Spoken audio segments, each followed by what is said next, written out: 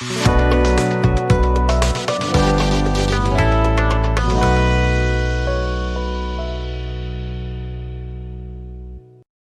everyone to another episode of Around the Block Talk.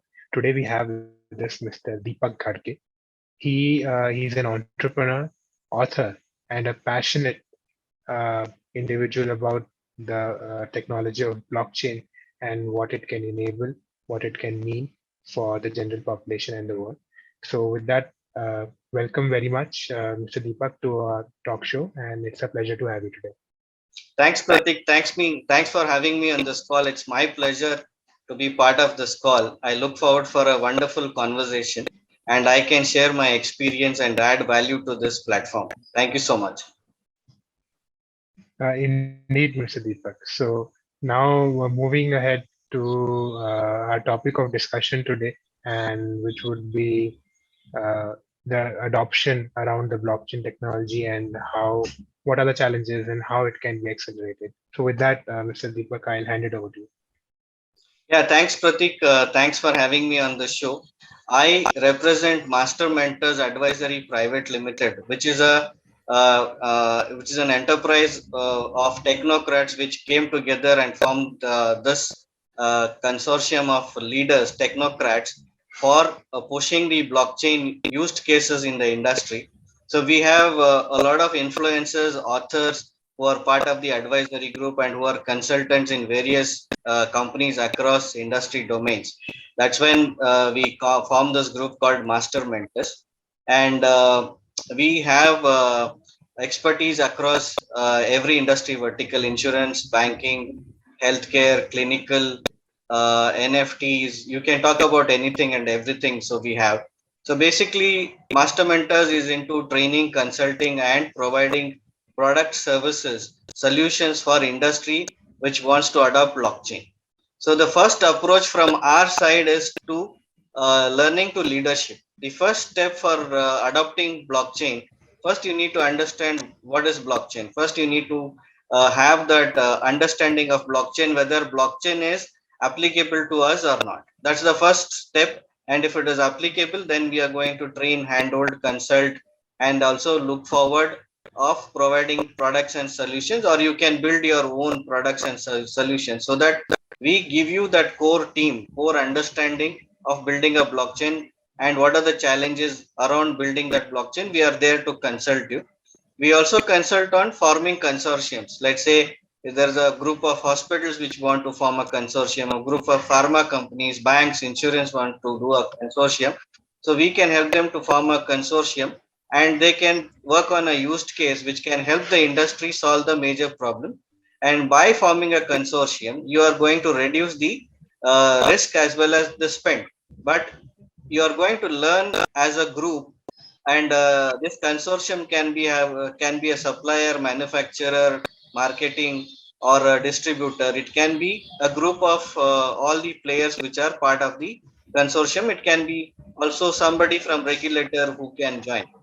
Now, for the blockchain technology itself, it is not new. It started in 2008 after the Lehman Brothers debacle, when Satoshi Nakamoto, he kind of came with that white paper. And today we are at the 14th year of blockchain. And every technology, if you look at it, the transition happens around a decade. So in this era, blockchain took a little bit of a backseat because there were some ups and downs and challenges because of adoption. Because see, every other technology was centralized. It had some kind of governance, some kind of a person or a face to see and who is implementing or which company is implementing. When it came to blockchain or Bitcoin, nobody knew who was Satoshi Nakamoto. And then Ethereum came in. That's when people started looking Vitalik Buterin, and then he came up with the smart contracts and the tokens, and that's when the used cases started evolving around 2015, 2016, 17. And that's when during the COVID we have seen a lot of adoption which is happening in the industry on blockchain. There are used cases where if you look at DeFi, if you look at NFT, the percentage of growth is more than 3,000 to 6,000%. It's a steep increase in terms of the used cases. But this is not a stable thing. This is going to increase as and when the number of adoption increases, the percentage will come reducing. But the challenge is why people are not adopting are very different from my perspective. Because when you talk about blockchain, people directly relate to cryptocurrency. Now, crypto is an outcome of a blockchain network. Okay, it is not necessary that you need to have a cryptocurrency for every blockchain solution. You can build payment gateway solutions using your fiat currency or a US dollar or a stable coin. So those options are available today. But what happens is, whenever the crypto market falls, the tendency of adoption goes down, saying that, oh, what happens tomorrow? The technology is not new. It is just a package of all the existing technologies which is being built, and it is called blockchain. There's nothing which has been invented very new apart from the tokenization and the solidity programs which Ethereum came, the multi-chains which have come, and the layer 1, layer 2, layer 3 blockchains which have come in the recent years to help the blockchain their solve the problems around the blockchain. Basically, the layer 1 blockchains which are there, like Ethereum and the blockchain Bitcoin blockchain itself, they were not interoperable between other blockchains. Now today, people like Polygon are working, Solana are working on interoperability of the blockchains. And there were issues of transactions, right? Because the mining process, the blockchain transaction used to take 10 minutes for mining accepting a block. In a retail environment, you cannot wait for 10 minutes when you're going to a counter and swiping, let me wait for 10 minutes for the transaction to be approved in the block. Today, Polygon, Solana, these kind of blockchains are increasing the speed of transactions. So, which in reality, very soon we should be able to see these transactions being used in uh, e-commerce market or metaverse markets, or the NFTs are already, they have their own cryptos, right? So these transactions will go at a larger scale, and today we are able to provide that support for thousands of transactions in a minute. The other adoption is, it is a mindset for people. They don't want to take that leadership position as of now. See, there are two kinds of players in any technology transition when it happens. So there are these biggies, top companies which are cash rich. They will always try the new technology. They will have their in-house team. They have the financial muscle, and they can recruit, and they can invest, and they can burn money, and they will always adopt to technology because they know without technology they cannot survive. So the top layer will always be doing experimenting. It is the second and third layer companies which needs to adopt this technology, because if you have lost the race in the past of becoming the leader, this is your time to become leader. And there are options of becoming a leader. If you do not want to go as an independent player, you can form a consortium and go. There are adoption challenges because the people who are sitting in the decision making position are still thinking the old school of thought, and they are not able to move uh, faster and take a quick decision. So we have done three kinds of use cases which we have already implemented. So we have done digital credentials management platform for all the education institutes, training companies, accreditation centers, and universities who are issuing authorities for issuing graduate certificates, convocation certificates, badges. So it's built on a blockchain, and there are 100 plus institutes, but the adoption is still a big challenge, because universities, there are three categories of universities again, if I put there. So the top ones, the tier 1 institutes, have already adopted, or they have done their own implementation. They've started using the digital credentials, where Prime Minister Modi also inaugurated in IIT Kanpur. He issued the first blockchain certificate. So in spite of that kind of a message going on, there are the second layer which they think they have adopted a digital certificate, but they are not actually on blockchain. They are all on centralized server. They can be hacked anytime. So though they might follow the NAD framework, it is still sitting on a DigiLocker, which is still be hacked and it can be faked out and falsified, right? So it is important for the decision makers to understand why it is important to move to blockchain. One, it is giving you transparency, trust, security, and it is immutable, and it saves a lot of time in terms of issuing the certificate and the verification process. So today the verification process takes 2 to 3 weeks for the employer to verify a credential, for a background credential. On a platform like blockchain, it will only take 2 minutes. So when I say 2 minutes, it is actually 2 minutes. So when such a solution is available, when it is helping the issuer, the student, and the industry, it has to be a faster adoption so that you benchmark your university as a front runner for digital transformation. So every state today is some kind or the other trying to make a digital transformation. If the digital transformation has to happen in the state, the first step is to for the education institutes to adopt.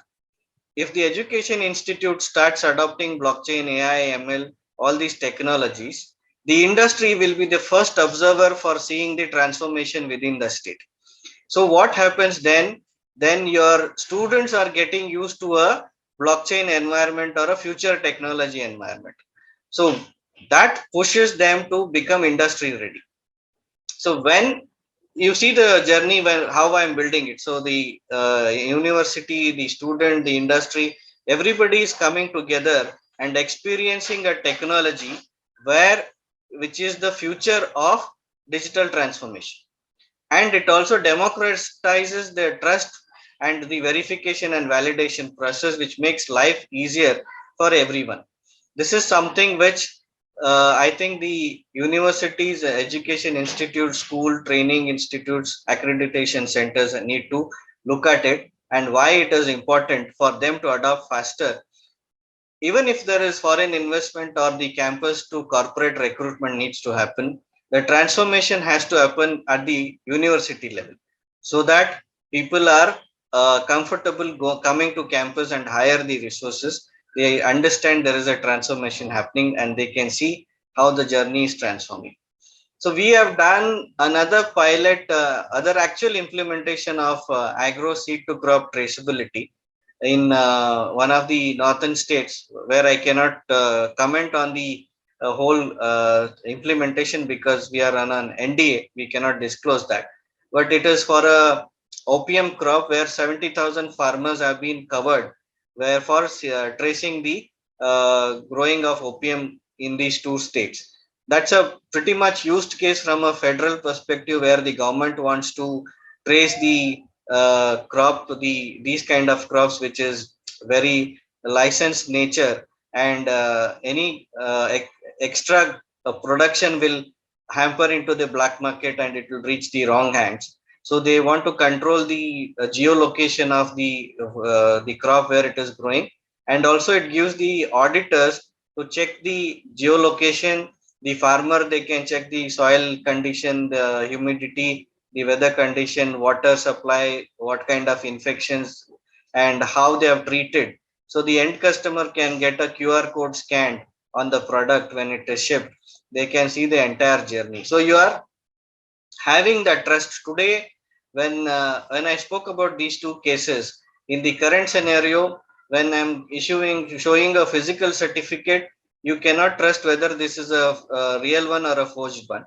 When I'm eating a vegetable or any kind of crop cereals, when I'm using it for consumption, I do not know what kind of chemicals or pesticides have been sprayed, and how much the residual is remaining in the crop, right, in the food item I'm consuming. So this brings complete transparency and trust for the customer, and the customer will value this transparency, and they will trust always the producer or the issuer, and that is going to build a long lasting relationship. This is where people have to change and look at the used case much faster. We also kind of done a POC for vaccine traceability and tracking. So basically, vaccines are uh, need to have a cold storage, and it needs to be maintained under a certain temperature, right? So during journey anywhere, if the temperature drops or it is not maintained, you cannot use those vaccines because they are not maintained in a controlled environment. So there is the expiry date verification and the cold storage breakage, which is a second verification. So these kind of things where a pharma industry and or a hospital or a health ministry can implement these kind of solutions which are readily available with us.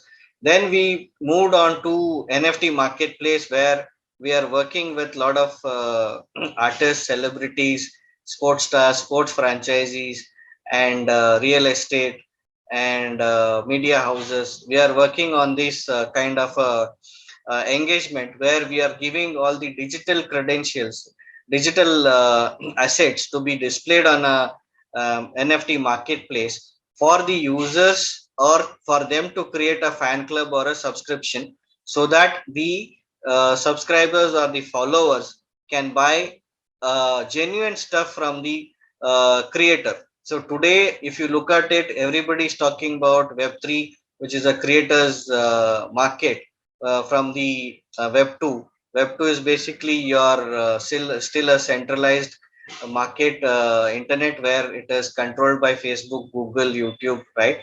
Microsoft. And so when it moves to Web3, so you as a creator, you will own the content, you will own the domain, you will define the rights, how much, what to share, what not to share. And every digital asset which is being sold, either digital or a physical form, the creator has the control, and he can control his ownership, copyrights, IP, and for every subsequent sale he can trace it, and he can also earn royalty. So today NFTs are being looked at as an other asset class of creating wealth. So we had this traditional art where still the curators or the art houses are auctioning these art, and today once the same thing is moving to digital platform, you are giving the space for many creators to create their digital art or music, or for any collector to give their collectibles for their fans to own it. And it can be auctioned, it can be sold at a fixed price.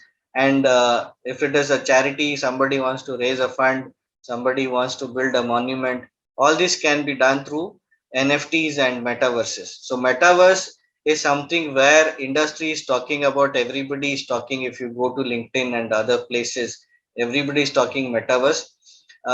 In India, metaverse will take a little bit more time because you need to have the 5G network in full fledged, at least in the top 10 to 25 50 cities, where your user experience of experiencing this virtual world has to be seamless. And I think metaverse is at least 12 to 18 months far away from us. But if you want to build a metaverse for any corporate branding or an artist or a movie production house, you need to first start with NFTs. So this is where I'm saying the slow adoption is will create a uh, problem for them to adopt the future technology, which is metaverse. If you don't understand NFT, if you don't understand engagement, fan following, subscriptions, and loyalty programs, how to utilize tokenization, tokenomics, you will never be able to create that kind of an environment for metaverse. So it's a journey now today for all the digital adoption, digital transformation, for people to understand the power of the technology and then soon adopt at a small scale and pilot it, test it out, and then scale it up. So if you don't move now, then it will be too late for you to catch up. The technology is changing so fast. Every day, something new is coming. So you need to keep pace at the which the technology is changing, and you need to adapt to that faster learning journey. So to that, you need to adapt, start now. To understand blockchain, it will take 6 to 9 months. It is not something which will come easily. for people, for technocrats, for you also need to build that kind of a skill set within the organization. From a business acumen, you need to look at the used cases. How do I engage? So you have to keep reading, keep working on it a lot. So there is a long journey, at least 9 to 12 months for you to settle down. If you don't start now, then the journey will become too late. The faster ones who are going to adopt, they will take the leadership position, then they'll move on. So then the gap will become too difficult for you. So this is what is I wanted to talk about, why the adoption is slow and why it is important to have the adoption journey now. So if it is not applicable, then it is not applicable. For at least for those industries which I spoke, like education, healthcare, clinical trials, banking, sports, franchisees, music, art, media, these are marketing. So these are industries which will adopt and which have to adopt, they don't have a choice. And they have to move faster as much as possible. Right, certainly, and thank you very much for that very informative talk.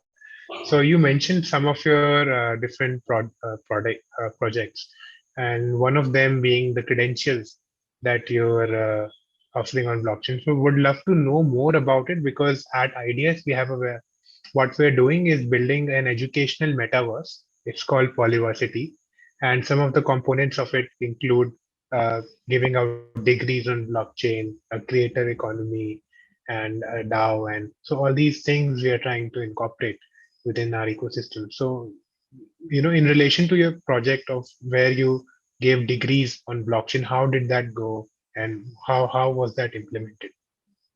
See, basically, as of now, there are on this platform, so you can create the certificate and badges. Certificate is an existing phenomenon. Badge is something which is a Western phenomenon where the Western universities issue badges. Even if you are looking any professional certificates like PMI, Agile, Scrum, so these are international organizations which are giving these professional courses. They are giving badges. So both the certificate and badge has a metadata behind it. It's got a blockchain smart contract behind it, and for a it is built on Hyperledger. Okay, Hyperledger Indy. It's a SaaS platform connected to the Hyperledger Indy blockchain. So basically, like I said, there are three stakeholders: issuer, learner, and the verifier or the validator. See, the issuance happens and it gets integrated with the DigiLocker, which is the requirement for India. So if it's an international university, there is no need for DigiLocker integration. For the student or the learner, the certificate issued on a credential wallet. The student will always have the credential wallet access, and they can share this digital certificate with their on social media, on LinkedIn and Facebook, WhatsApp, and they can also share it with the future employer. For the employer, they can go and check the link and they can check the certificate. They can check the smart contract behind it. That gives the audit proof of the credentials, saying that this is a original certificate and this is not a fake or a forged certificate. Now we have implemented this around 100 plus institutes. Some of them are IIT Delhi, IIT Bombay, where we were credential partners. We have done for some of the universities like Amravati University, DY Patil, and then MIT ADT Pune is another private university. Largely, we are looking at adoption at a private university level. We are open to look at any state education ministry or a state level board which wants to adopt this platform, because this is already live and easily implemented and can be easily adopted for a large scale implementation. So this is the current status of the digital credential, and here you can issue certificates and badges for academia and non-academic activities. So academic activities are your degree certificates, convocation certificates. And non-academic activities, you can do a sports event or a cultural event or a top performer, innovator, leadership, and you can also create events. Most of the tech universities, big colleges, private colleges, they do call industry people, they do webinars, they do seminars, they create a lot of event around that, where the participant and the speakers also get the certificates. And these are this also has a design feature, so you can bring in your own design logos, add anything around that, and it's a easily workable solution and easy adoption for any school, college, university, or a training or credential accreditation center, skill development centers at the government. So there are other use cases which can also be built around the credentials management, where some of the letters are very confidential, and which has got verification, where somebody is claiming that I've done XYZ activity, then you can always issue those documents on this platform.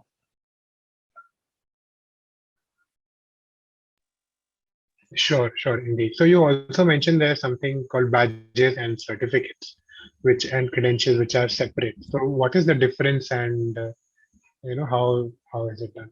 See, it is the same thing when you do check the metadata. The certificate is only for the academic activity.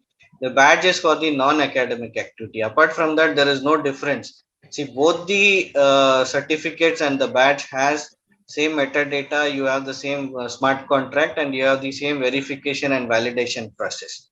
So there is absolutely no difference in that. It is just the used case, because you cannot give a certificate, replace a certificate with a badge. So you can give, let's say, if you're doing a convocation, you can do a convocation certificate. If the person is a gold medalist, you can issue a badge saying he is a gold medalist, a badge.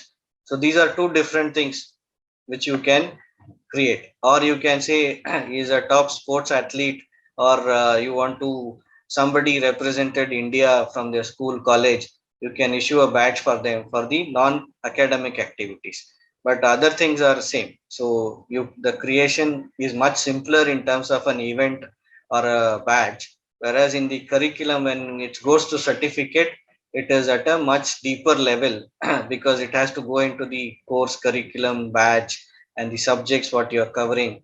So it goes a little detail. So that is the only difference between these two.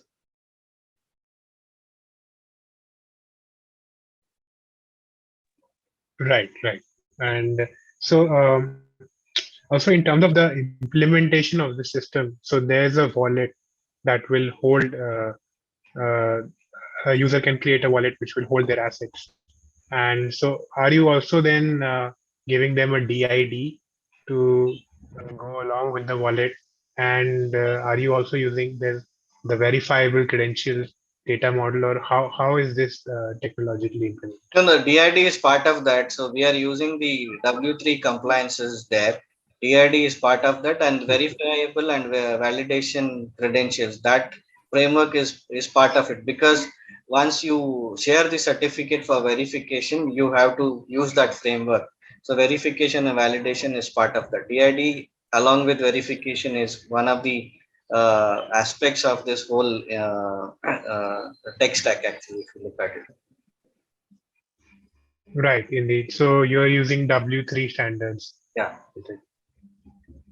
Okay, so there's also another project, a similar project called Digital Credential Consortium, and this is by some international universities, including MIT, Harvard, and some of those universities. So I believe they are creating for. So this is that is US and Europe. A number of universities are involved, and this is happening in India.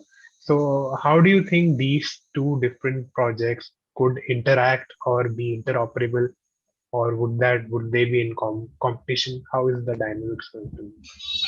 See, the dynamics is in the features where we are giving. So most of them where they are issuing certificates, I'm not sure whether they have the design feature which is available, where you can design your own certificate logos, and the text part of it, and it is like a Canva where you can play around with the design and you can create your own badges. So you can be as creative as you can, and once your designs are fixed, then you can start continuing to use that. So obviously, on a global level, it will be competition as well as there is interoperability, because if somebody wants to shift, or so it is like your current teleoperators between Vodafone, Idea, and Reliance. If you want to switch over, it is easily portable, and there is no challenge for any university or a government to think about, okay, if we adapt to this, what will happen next. So the interoperability and adoption, portability from one blockchain to another one is the flexible part which we are offering. Right, indeed. And But so, ideally, we also want to be a global player, and we also want to move out of India, and we want to be the next generation credentials management platform, and that is our goal. And once we move out of India, I think that will be another world for us to see how we are better than the global companies. So that will actually give us a good insight as well as credibility, where India can show its talent on the global footprint, saying how better we are. And that is something which we would uh, like to see. And that is one of the things which we are looking at. right, indeed. And with this system that you're developing, what are the advantages do you see for the different stakeholders involved, including the students, university, employers? What kind of ecosystem do you see forming, and what are the benefits that everyone will get from this? See, for the issuer, one, you are moving from a centralized structure to a decentralized structure. So whenever there is a hack happening at the centralized server, currently, by the time you recover, you will spend a lot of money, right? And everything will be halted till it is all the data is recovered, or whatever is lost, you will have to rebuild it. If since it is on blockchain, even if the blockchain is hacked, all of us know that it's a peer-to-peer node, and every copy is replicated on every node, and you can copy whichever node has been hacked, you can always copy from the other node. The system will run without any issues. For the issuer, there is no constraint or a challenge at all. It's just a mindset change from centralized to decentralized platform, and there is, it is going to be transparent. And if they are going to be part of the peer to peer node which we are offering for the first 25 nodes, they will gain all the benefits of a P2P network, right? So that is the first part, and it supports bulk issuance and digital storage, and it is because we are looking at NAD framework. We have two places where the certificates are parked. One is the wallet and the DigiLocker. DigiLocker is integrated because we have to abide by the NAD framework, and we are the only company which is also giving the DigiLocker integration. So that is the difference in the whole services. Then when it comes to the students, it makes their life easier, because today the physical copy has to be stored, kept in a safe zone, then laminate and secure, then carry to the interviews wherever you're going. Here you just go to your mobile and just share the certificate on, in 2 minutes the interviewer can just verify. Since it is also linked to your social media, where people want to search the profiles tomorrow, they can check the digital credentials before calling the person for interview, and these are easily verifiable. So you don't have to waste time in going through the resumes, hundreds of resumes, and then trying to figure out one candidate. Here, first go to the digital credentials, figure out whether the credentials are genuine, and look at the experiences which are being mentioned in your social platforms. And if that matches and the resume is matching, then you can build, you can approach the candidate. For the student, what we are doing is we are building a skills passport. So basically, all the credentials which they are going to gather, so it will become a skill passport which they can showcase in their resume in a digital format. Okay. So if you are giving the resume as an NFT or something, if you are being creative, you can add all these digital credentials for the employer to see and verify. And that makes the employer think, okay, the smartness and the adoption of the student itself. Okay. Then for the issuer, like I said, whether it's an embassy, government, or employer, it's a 2-minute verification process. So all the three stakeholders who are on this credentials platform are only going to benefit. And the platform is built with a futuristic intent, and where there are many things which are people are not even aware of today, and like a skills passport and the credentials and the verification validation, which will only keep helping the industry to save time. So if I'm giving you 2 weeks time for the employer, so see how much time you are saving in the onboarding process. So today in the onboarding process, you're putting a third party, then it is going to a registrar for a verification, the mail has to come, then all this whole process of going back and forth, it will be avoided in 2 minutes. You're saving so much of time. Your decision making is not pending on the candidate. And universities, why they should adopt is, if the industry is looking for specific credentials on blockchain and verification, which is faster, it makes the employability of the students in the industry much faster. So we are talking about corporate to campus to corporate, that becomes faster. So your brand name itself will reflect saying that you've done a big favor for the industry in adopting to digital credentials. So even there is no reason to reissue a certificate here unless there are some changes which have happened, where people have changed their names or something like that. Other than that, I don't see any reason to reissue a certificate, because you already have a DigiLocker integration, you have a digital certificate in your wallet, you can go and access anytime, anybody can verify anytime. So see the amount of printing time which you're saving, the saving, and also the hassle of keeping the records in a safer place, because some people, it can be lost during travel, it can be lost during rains when they're traveling, some things are torn. So all these things will be resolved. And the biggest problem which it will solve is the forgery and faking of certificates, where 20-30% of certificates are still being forged and faked. So that entire elimination, 100% certificates which are non forgeable or non fake certificates, that will solve the elimination of all these fake certificate industry itself. So it's a big problem which we are solving if you look at the education industry itself. For the training industry, it's also, it is the same thing. When you are building professional credentials, you can be on top of the competition, saying that your resources who are getting trained and verified uh, already have a blockchain certificate where the industry can verify. So somebody can say, I'm a project manager, you don't know from where you're being trained or certified. So once you get a certificate which is verifiable, the industry is much easier for them to access these profiles. See, what happens in the interview is more about performance, but we are solving. Apart from that, we are solving all the other problems which are currently existing in the ecosystem.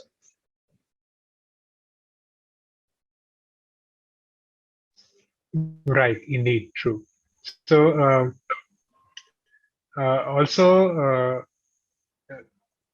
how do you see, how do you see the adoption for this happening? So one possible adopters are university, and other possible adopters are ed tech companies, probably Upgrad or Byju's. Maybe they can also give their credentials on this. So how do you see a roadmap for adoption for this kind of a product? See, adoption is, see, at the end of the day, from today to next 3 years, everybody will be on blockchain credentials. It is just this journey, whoever travels faster will be a winner than waiting for 3 to 5 years. Okay. Because today the adoption is taking a backseat. because it is not mandated by the government saying the credentials should be on blockchain. But on the other hand, if you look at the government itself is adopting blockchain because the CBSE certificates are being issued on blockchain. So you see the message is clear from the government saying that all certificates have to be on blockchain. It is just a notification which is not come in the official form, but they have already started issuing certificates on blockchain at the CBSE level. So once CBSE certificates are on blockchain, then which means any higher education or any training, skill development, accreditation center should also eventually move. And once your prime minister is talking about blockchain and he is going to major tech universities and attending convocations, so that gives you a message how positive is the government on blockchain technology. Though they may not have issued a notification saying that it is mandatory to go on blockchain, but the message is indirectly already passed on to the universities and training institutes for them to adopt. It is just like, see, when we talked about smartphones, right? Smartphones didn't even exist in our era when we bought our first phones. I bought my first phone in 2004, which was not a smartphone. Today, smartphone is by default, everybody by default has a smartphone. With 5G coming in very soon, in the next 12 to 18 months, the traditional phones will become extinct and people will start having smartphones. So this journey of adoption will drive the adoption by the end user also. So now if the industry says I only value students who have digital credentials on blockchain from X years, so the university will have to go and adopt, right? So and also it becomes a database for employers to search on digital credentials holder after probably 5 to 7 years. It can replace all the Naukri.coms of this world and it becomes easier for them to search verified credentials. So there is a long journey. I think next 10 to 15 years, the education industry will change. But the next 3 years is more important. The faster you adopt, the faster you grow, and that is where I am pushing, making people understand why you need to go faster. See, other thing for the universities or training institutes or schools, colleges, what is the bigger challenge is the admission process. If you are digitally transformed and it your certificates are floating in the social media, which is your students are your brand ambassadors of sharing the social media certificates, right? So if the university has 10,000 students, it issues a 10,000 convocation certificate today. Every student goes happily and shares his convocation certificate, right? So 10,000 certificates shared on social media, and each student has 100 follower. You can see how many follows eyeballing you are catching, and your SEO marketing is happening automatically without any spend. So what happens in the behind the scenes is it is automatically playing in the minds of the students' friends who are juniors who want to go and join that college, or the students relatives or family parents who are looking at, let's say now Pratik is passed out from XYZ university, they also want their son to go to that university. So your admission cycle will also reduce. So that is where you need to look at, and the return on investment is much higher than the people are thinking. So from me, it is more than a change mindset, change management philosophy, and whoever is willing to do that for their education institute or university, I think their names will be written in golden letters in their institute for transforming this milestone. The VC's registrar and the controller of examination should be proud for making this change, and they should look at this as an historical event from a technology change perspective. Right, indeed. So, with that, Mr. Deepak, thank you very much for coming on the show. And it was very interesting and very insightful to have a talk with you. Thanks, Pratik. And I take this opportunity for thanking for me to bringing on this platform, and sure to come for other few more sessions as and when we have other use cases to talk about. And I'm very happy to be here.